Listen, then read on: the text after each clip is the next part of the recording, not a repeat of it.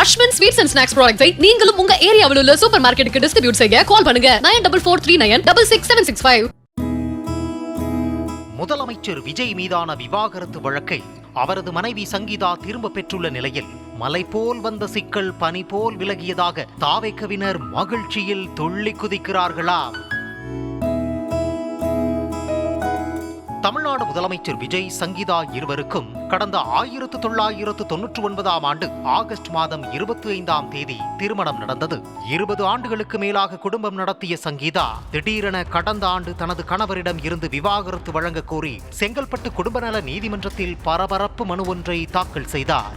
அந்த மனுவில் கடந்த 2021ஆம் ஆண்டு ஏப்ரல் மாதம் முதல் ஒரு நடிகையுடன் தனது கணவர் உறவில் இருப்பதாகவும் நடிகையுடனான தொடர்பை முறித்துக் கொள்ளாமல் தொடர்ந்து பொதுவெளியில் அவருடன் தோன்றி தன்னை மிகுந்த மன உளைச்சலுக்கு ஆளாக்குவதாகவும் கூறியிருந்த சங்கீதா 2021 முதல் நாங்கள் இருவரும் ஒரே வீட்டில் வசித்தாலுமே பிரிந்து வாழ்ந்து வருவதாக குறிப்பிட்டிருந்தார். மேலும் விவாகரத்து வழக்கு முடியும் வரை நீலாங்கரை வீட்டில் வசிக்க அனுமதிக்க வேண்டும் எனவும் தனக்கு நிரந்தர ஜீவனாம்சம் வழங்க உத்தரவிட வேண்டும் எனவும் கூறியிருந்தார்.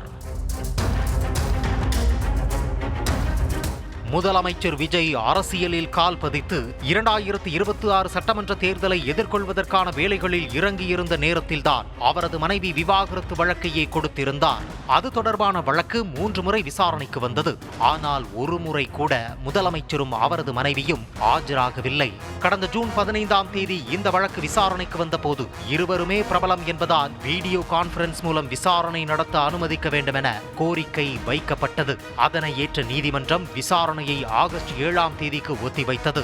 அந்த வகையில் இருவரது இமெயில் ஐடிக்கள் நீதிமன்றத்தில் சமர்ப்பிக்கப்பட்டு லண்டனில் இருந்து காணொலி வாயிலாக விசாரணைக்கு ஆஜரானார் சங்கீதா. ஆனால் சட்டப்பேரவை கூட்டம் நடைபெற்றதால் முதலமைச்சரால் ஆஜராக இயலாது எனவும் வேறொரு நாளுக்கு விசாரணையை ஒத்திவைக்குமாறும் அவரது தரப்பில் கோரிக்கை வைக்கப்பட்டது.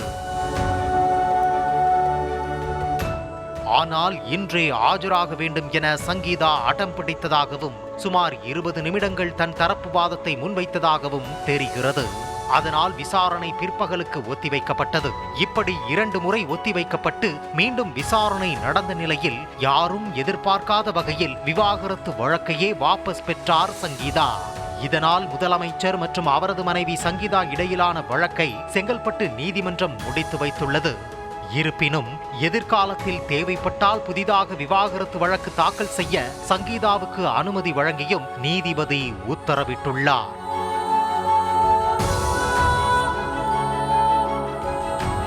முதலமைச்சரின் விவாகரத்து வழக்கால் இத்தனை நாட்களும் இணையத்தில் நடந்த வார்த்தை போருக்கு பதில் சொல்லியும் முன்பின் தெரியாதவர்களுடனெல்லாம் சண்டையிட்டும் ஓய்ந்த தாவேக்கவினர் தற்போதுதான் அப்பாடா என நிம்மதி பெருமூச்சு விடுகிறார்கள்.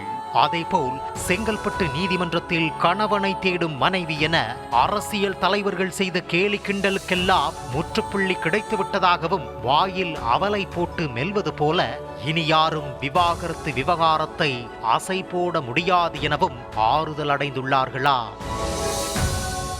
அஸ்வின் ஸ்வீட்ஸ் அண்ட் ஸ்நாக்ஸ் ப்ராடக்ட்ஸை நீங்களும் உங்க ஏரியாவில் உள்ள சூப்பர் மார்க்கெட்டுக்கு டிஸ்ட்ரிபியூட் செய்ய கால் பண்ணுங்க 9443966765.